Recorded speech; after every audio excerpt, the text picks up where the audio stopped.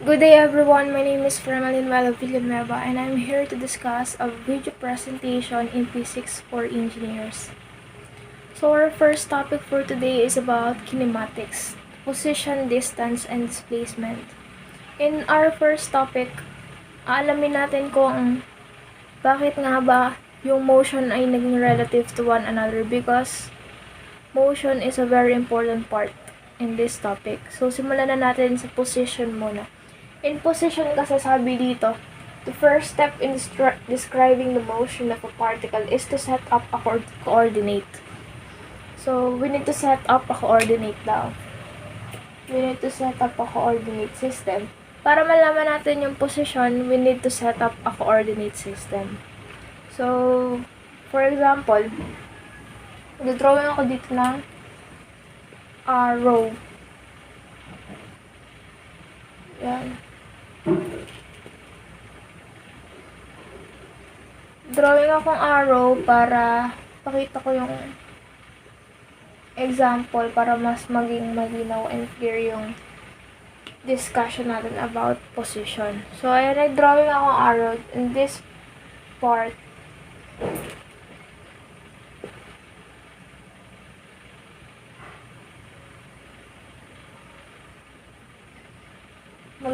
In this arrow, maglalagay tayo ng two coordinate system. So, for example, ito yung two coordinate system niya. Ito yung una, tapos ito yung pangalawa. Ito yung unang coordinate system. Ito yung pangalawang coordinate system. And the coordinate system is simply have an x-axis daw, sabi. So, lalagay natin dito, ito yung x-axis. The coordinate system is simply have an x-axis which is equals to 0. Then, put natin dito, x is equals to 0. This two coordinate system, the first one coordinate system represents the initial position. And the second coordinate system representing the final position of an object. I-write na lang natin na x sub I, yung initial position, and yung final position is x sub f para na in short na lang. So, ito na yung dalawang two coordinate system natin. Since yung x-axis natin, makikita natin na ang x-axis natin follows right direction, it only means na it always increases. So,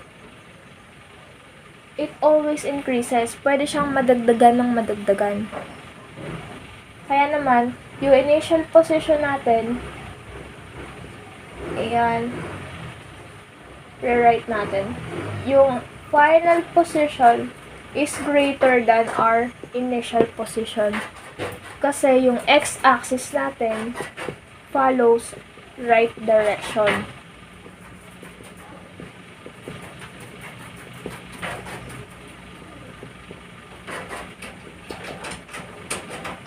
Again, yung dalawang object na magkaparehas, yung dalawang object na inilagay natin, which is same lang sila, pero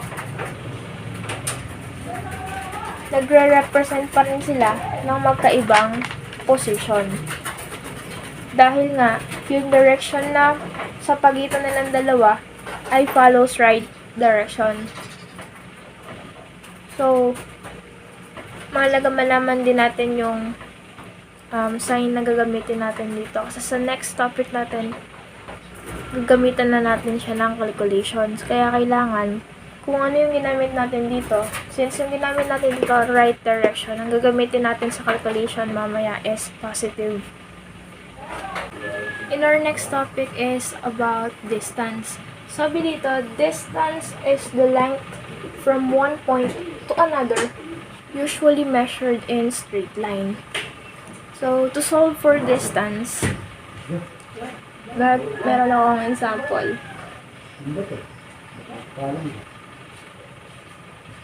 Parang, compare lang din natin to sa may example natin, unang una sa may position.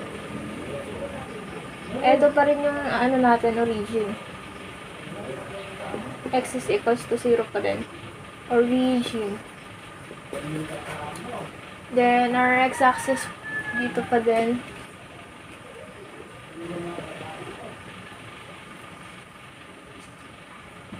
Drawing na ako dito na tatlong bahay.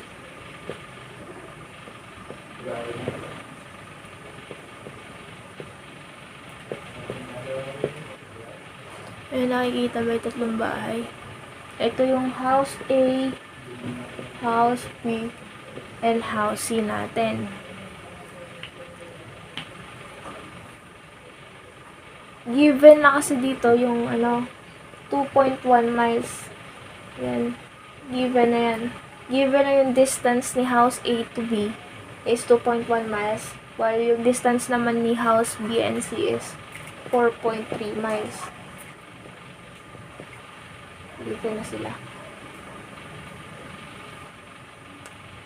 So, makikita natin na yung layo ni house A to B is 2.1 miles habang yung layo naman ni house B to house C is 4.3 miles. And kung ikukumpara man natin to sa pagsasolve natin katulad dun sa may naunang topic which is position, ganun pa din. Yung origin natin is x is equals to 0 pa din. Kaya, makikita natin ang hinahanap natin is yung distance ni house A patungo kay house C. So, papuntang kanan pa rin siya. It only means na it follows right direction pa din.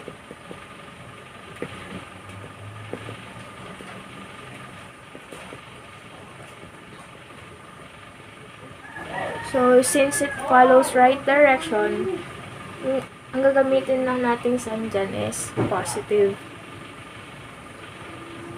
So, para na nga makuha natin yung distance ng house A to house C, paplasin natin yung 2.1 miles plus 4.3 miles is equals to 6.4 miles. So, ito. 6.4 miles yung distance ni house A to house C. Pero, hindi pa dyan natatapos yung sagot natin. Kasi yung karaniwang SI units na ginagamit natin sa pagkuha ng distance is always in meters. So, i-convert natin itong nakuha nating 6.4 miles into meters. Burahin lang natin para magkasya.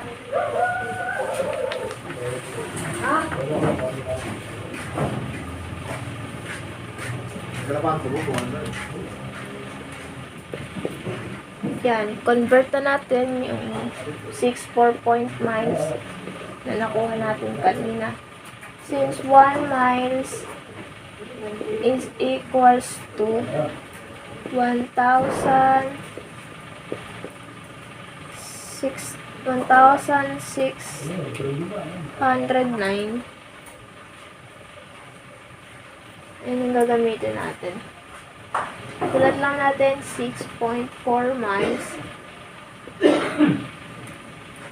times 1 miles is equals to 1,609 meters times 1,609 meters divided by 1 miles. Cancel na natin yung both miles dito. Then, 6.4 times 1,609 meters divided by 1 is equals to 10,297 meters. So, eto na ngayon yung pinaka-final answer natin. 10,297.6 meter ang layo ni house B, ni house A patungo kay house C. Yun yung distance ni house A patungo kay house C. For our first example, sabi dito, From the previous example, suppose you take a trip from house A to house C and then to house B.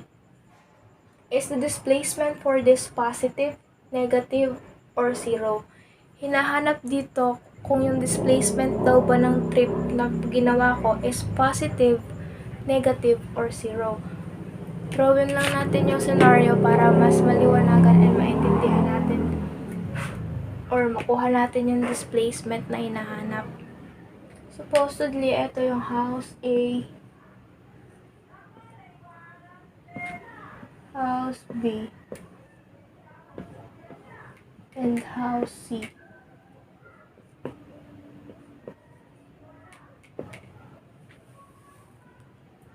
Yan.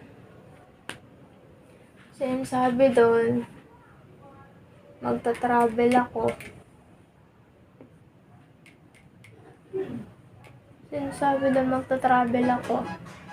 Andito pa lang naman ako, hindi pa naman ako umaalis. So, ito yung initial position ko. Nandito pa lang ako kay house A. So, si house A yung magiging initial position ko. Since yan yung origin natin, yung house A, ito din yung initial position ko. So, sisimulan ko mag-travel, punta kay house C. Ayan, magta-travel ako papunta kay house C. Tapos sabi dun sa may problem, babalik ako kay house B. So, dito na ako kay house B, titigil. Dito na ako hihinto. It means na ito na yung final position ko.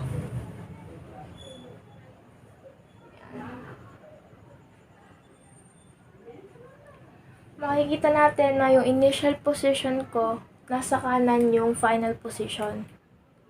So, it goes right direction. Kaya naman, yung si final position is greater than our initial position. It only means na positive kasi nag-right direction ako. Kasi kapag right direction, it always increases. So, it always positive. Pwede ako madagdagan na madagdagan. Kaya positive siya, yung displacement na hinahanap natin. Yung displacement na hinahanap natin for this trip is positive.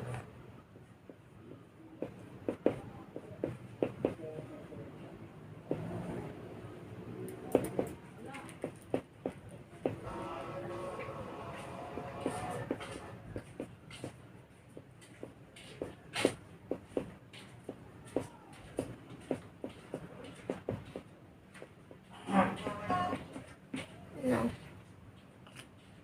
Positive yung displacement natin for this trip. Kitang-kita naman yun, no?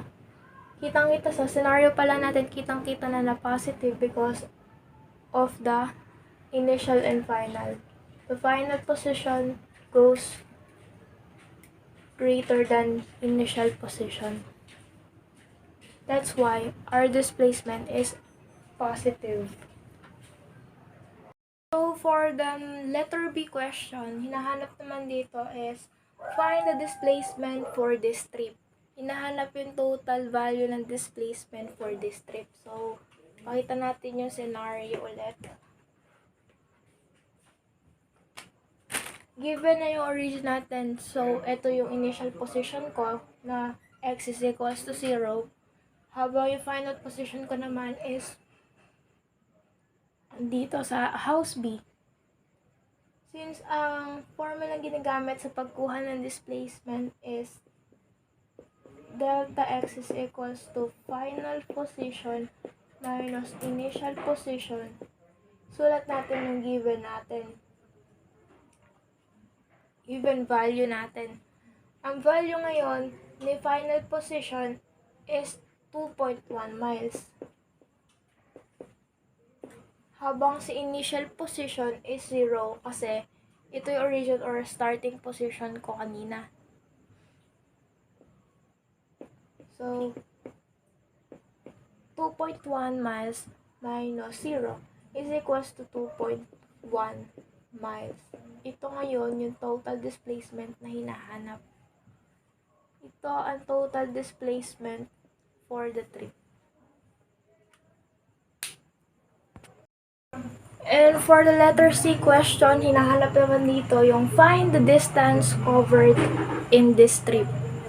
So, eto ulit yung scenario.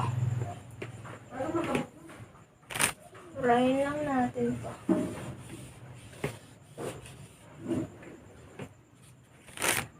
Find the distance of this trip. So, ang distance for this trip natin ay, ang na-travel natin kanina is from A to C, then bumalik tayo kay B. So, dalawa yung magiging, natin, distance na na-travel natin. Mula kay A to C and C to B. Since yung distance natin kay A to B is 2.1, so sulat na lang natin dito, distance is equals to, distance naman ni A to B, yan, sulat natin ganun, plus, distance naman natin kay C to B, kasi bumalik tayo.